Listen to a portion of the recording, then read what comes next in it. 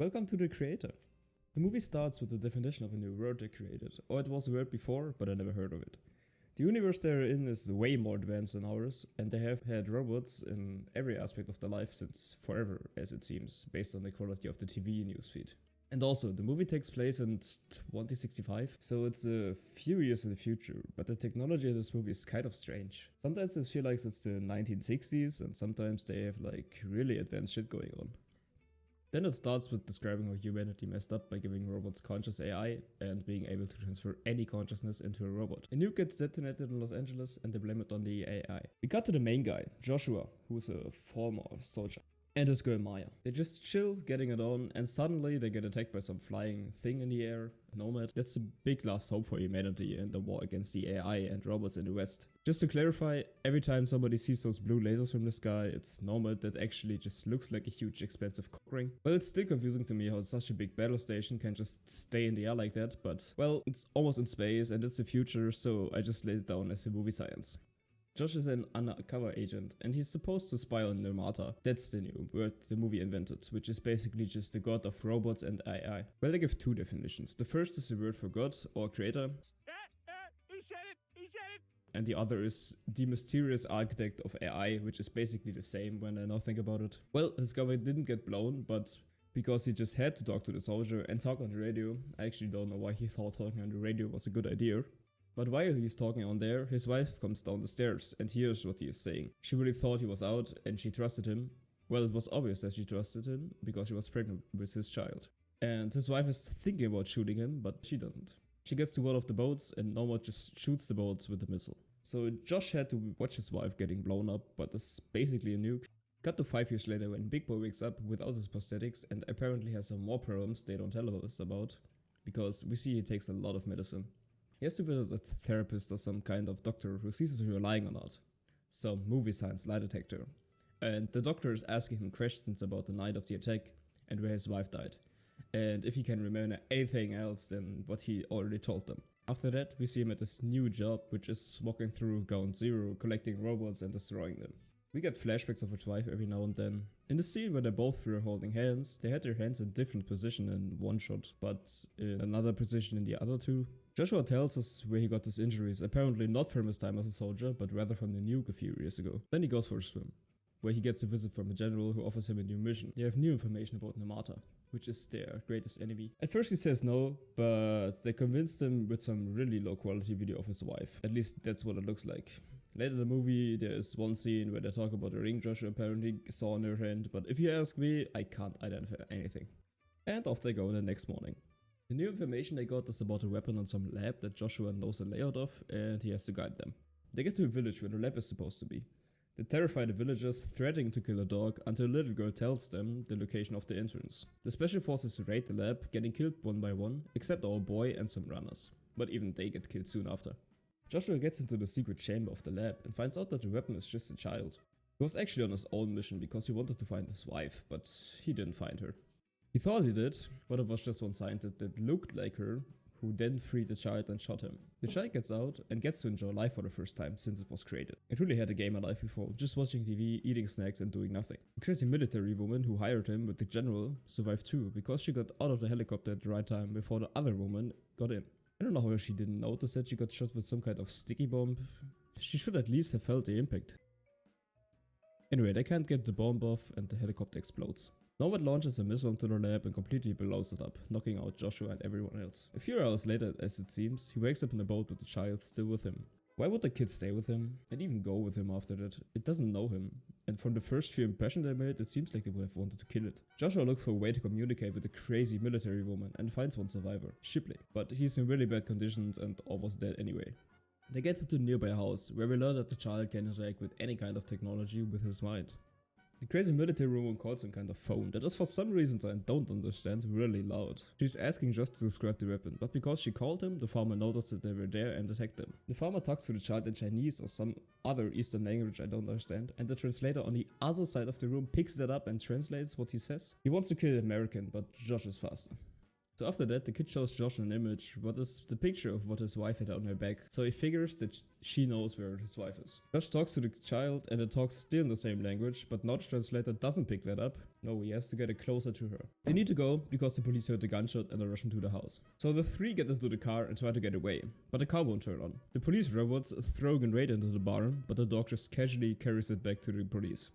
And the kid turns on the car. They drive away to the capital where Joshua hopes to find his wife. In the middle of that, we see a crazy military woman inside of one of the police vehicles with her assistant, and they overwhelm the two robots inside. I don't get why he's choking the robot. I don't think it has a throat. Just seems stupid.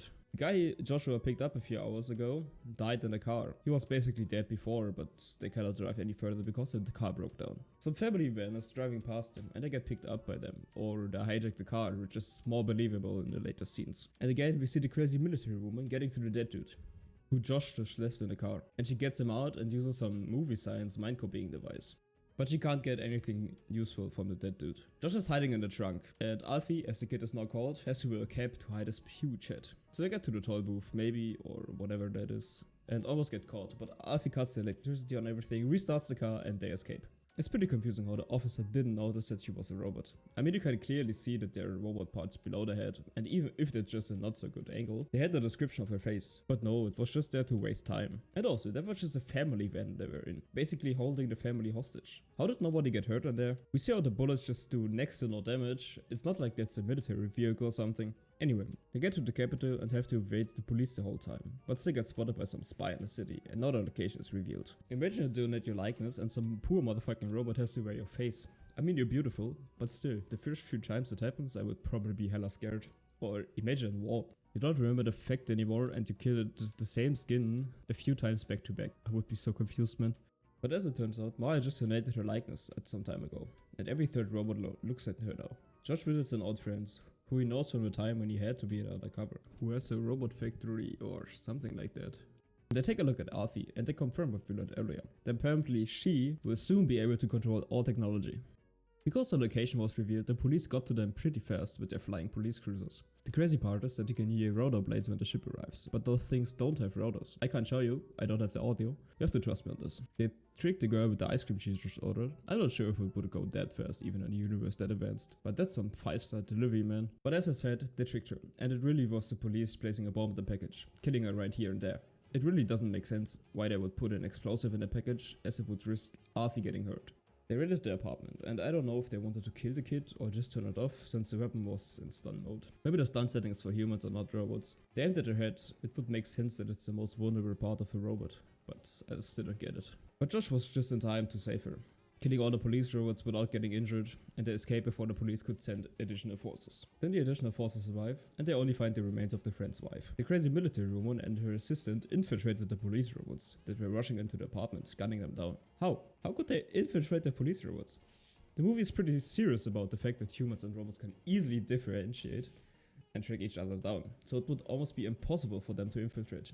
Josh and his friend went to the last location where his wife was seen because the ring he gave her had a tracker, so he was hoping to find her there, but she wasn't there. The two get overwhelmed by the sight Joshua had to spy on at the beginning of the movie. They knock him out and kidnap him.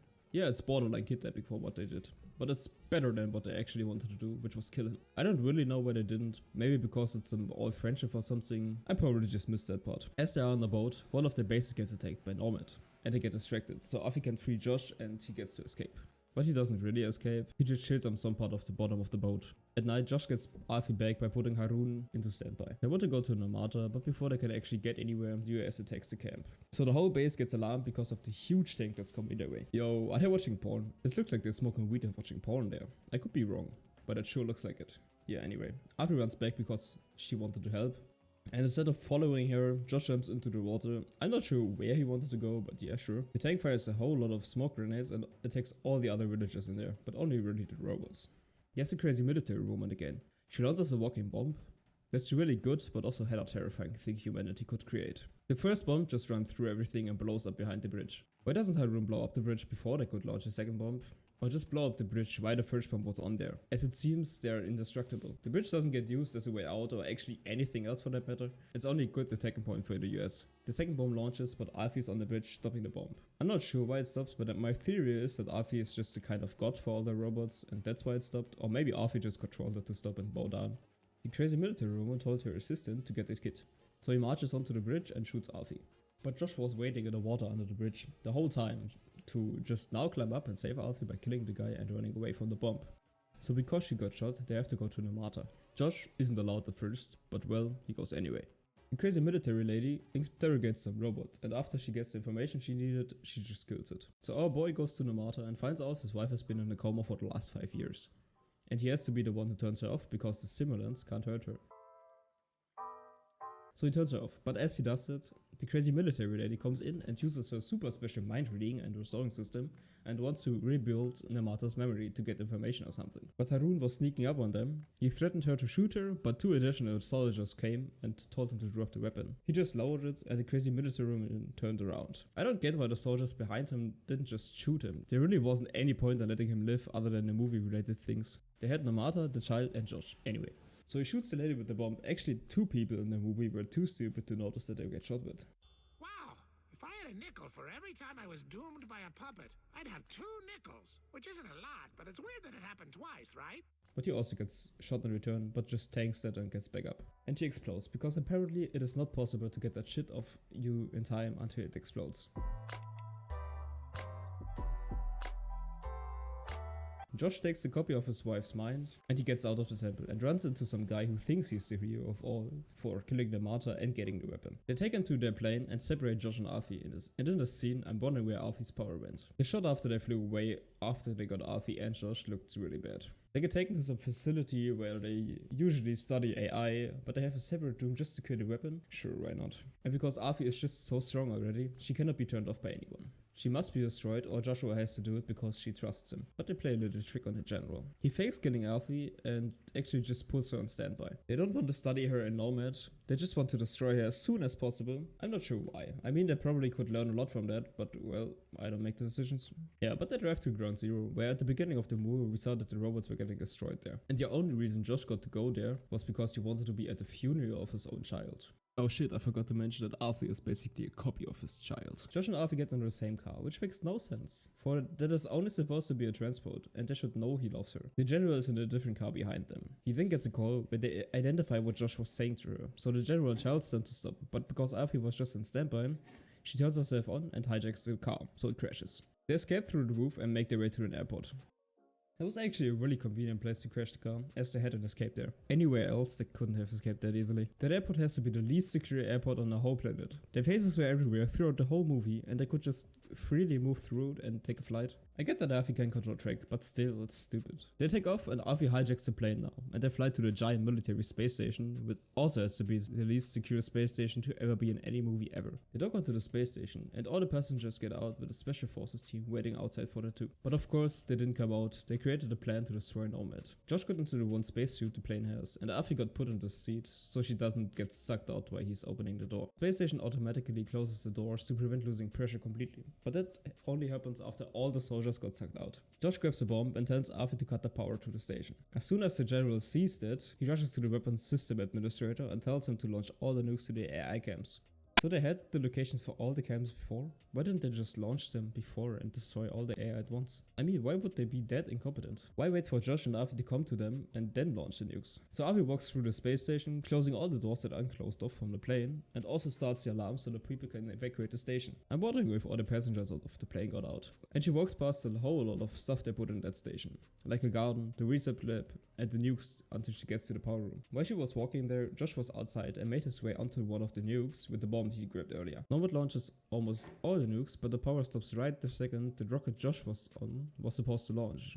Wait. The rocket wasn't the last one, was it? It was the last, in the first shot when he climbed on it. But there was at least one behind him in the shot right before he got launched. But now it looks like it was on the last. So there are a few shots where it looks like he's on the last, but he isn't. Josh activates the bomb that's going to explode in 10 minutes, which isn't actually true, because in 10 minutes, real time, the movie is already over. How exactly does he get off the rocket? It's not shown, and well, he just gets to the plane. Alfie gets into the AI research lab to look for a robot that looks like Maya and drags that the whole way into the garden. He puts in the stick the crazy military woman made with the movie science mind restoring system, and he wanted her to wake up to help Josh. Josh is looking for Alfie because they have to get out of the station. It's going to explode in 5 minutes. And also, his suit is running out of oxygen. The first few nukes hit their target, and the general looks pretty satisfied. This time, Alfie drags Josh, but he drags him to an escape pod. They show a few shots with the blue lasers from Nomad that don't really make sense. They show like 4 different places that were pretty far away from each other. At the escape pod, the general managed to take over one of the robots and was supposed to launch the escape pod or something. I'm not sure what that thing was supposed to be for. At first, he attacked Alfie, but she managed to get into the escape pod because Josh distracted him. So now he gets attacked, but Alfie saves him with her powers. We see the last 3 or 4 nukes on the way to the target because all the others have already exploded. But right in time, the bomb exploded and the signal for the rockets was lost. That's confusing. Usually rockets have a timer or a proximity trigger, so they explode, but those have neither. Isn't it stupid to build rockets so that they have to stay connected to whatever fired them to explode? Alfie and Josh cannot open the door of the escape pod anymore, so Josh launches it from the outside, staying behind so his child can live. He goes to the station, because why not? What else is there to do? And he finds Maya in the garden. They kiss, and the station completely explodes. And the movie ends with Alfie getting out of the escape pod, first crying out of sadness and then out of joy. I think they did this movie because of the uprising of AI since 2021, but I think they didn't really incorporate that well enough. It's basically just brushed away and ignored after that. So this movie gets 3 ChatGPTs out of 5 Midjourneys.